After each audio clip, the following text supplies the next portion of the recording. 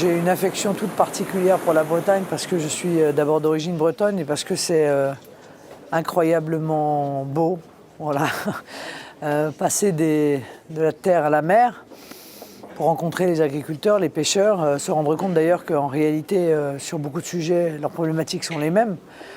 L'Union européenne ne les protège pas de la concurrence déloyale. Elle, en fait, acte et même organise la disparition progressive de ces deux métiers pourtant essentiels à notre indépendance, à notre souveraineté alimentaire et aussi à notre sécurité alimentaire. Je suis même allé devant la FNSEA, avec laquelle, vous savez, j'ai eu des divergences et je continue à en avoir parce qu'ils continuent à faire des promesses aux agriculteurs en nous expliquant qu'il faut rester dans le cadre de l'Union européenne. Or, encore une fois, je pense que c'est mentir aux agriculteurs que de leur dire qu'on va pouvoir influer sur l'Union européenne pour la faire changer d'idéologie. Voilà, elle ne changera pas d'idéologie, elle est pour le laisser faire, le laisser aller, le laisser passer.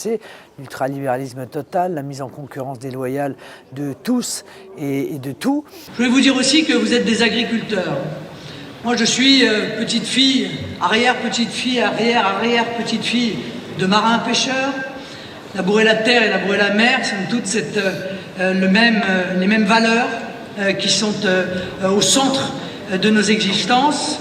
Nous sommes aussi des Français, nous sommes attachés à notre pays et vous participez, vous autres agriculteurs, non seulement à la défense au quotidien de son patrimoine matériel, mais aussi, ne l'oublions pas, de son patrimoine immatériel. J'ai une vision patriote, j'ai une vision du protectionnisme intelligent, j'ai une vision de l'étiquetage obligatoire pour qu'on puisse précisément mettre en œuvre ce patriotisme économique, de l'avantage donné à nos agriculteurs et à nos pêcheurs dans la commande publique, notamment pour les cantines des écoles ou des collectivités. C'est tout ça que je suis venu expliquer. Ça, c'est de chez nous. Hein. Et le chou-fleur.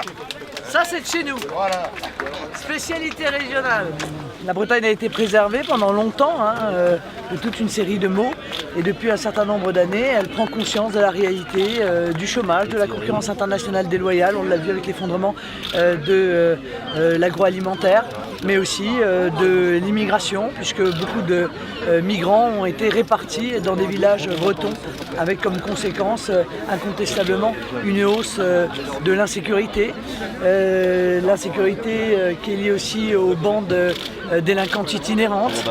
Et tout ça fait que ce Grand Ouest aujourd'hui regarde vers nous à raison, avec l'espoir que cette situation change et qu'on puisse sauver en même temps la sécurité, l'emploi et puis préserver le système de protection sociale qui est très durement attaqué dans cette campagne présidentielle par mes adversaires politiques. Ça, c'est du patriotisme économique, du patriotisme alimentaire. Manger de la viande française. Sur le plan purement économique et sur le plan moral, on peut le dire, la situation dans laquelle se retrouvent nos agriculteurs aujourd'hui est une situation insupportable, voilà, inadmissible. Alors aujourd'hui, j'ai le choix entre reprendre l'exploitation et puis être esclave de cette exploitation, parce que c'est le mot. Aujourd'hui, j'en peux plus.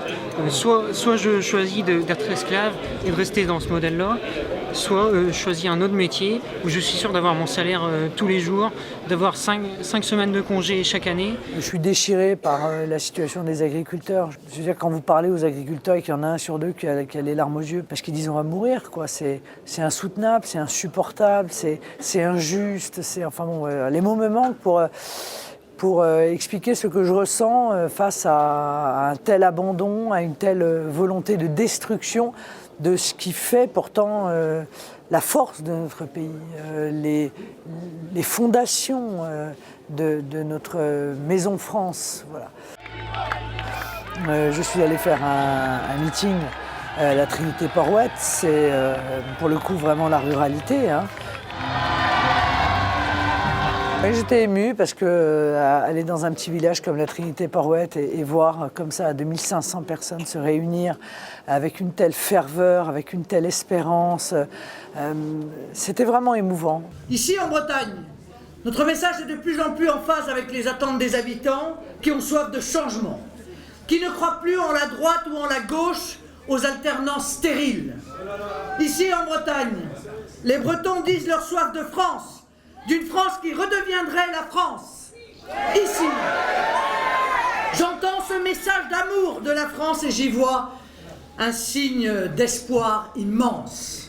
On est là au cœur des problématiques de désertification médicale, de disparition des commerces de proximité, de villages et même de petites villes qui se vident au fur et à mesure. C'est tout l'échec des politiques qui ont été menées qui se révèlent au grand jour. Alors moi je suis allé évidemment porter mes propositions, que ce soit avec les agriculteurs, devant les pêcheurs. Eux, alors ils savent de très près ce que c'est que d'être confrontés aux exigences de l'Union européenne qui a envoyé à la casse, on le sait, un nombre de navires incroyable et qui leur interdit quasiment toute forme de modernisation en fait, de la flotte.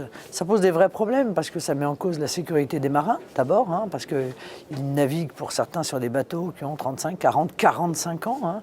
Évidemment, il y a un problème de sécurité. Et puis surtout, on ne peut pas attirer de jeunes si, encore une fois, on n'investit pas dans la modernisation des bâtiments. Pour ça, il faut aussi défendre les ports français et les armements français. Bon, tout cela n'est pas fait parce que je pense clairement que l'Union européenne, la Commission européenne a fait une croix sur la pêche française. Voilà, les futurs marins. Et ça donne encore plus envie de se battre en réalité que d'être confronté à ce gâchis incroyable et à ces erreurs, à ces fautes politiques majeures qui ont été celles de nos dirigeants politiques depuis maintenant une quarantaine d'années.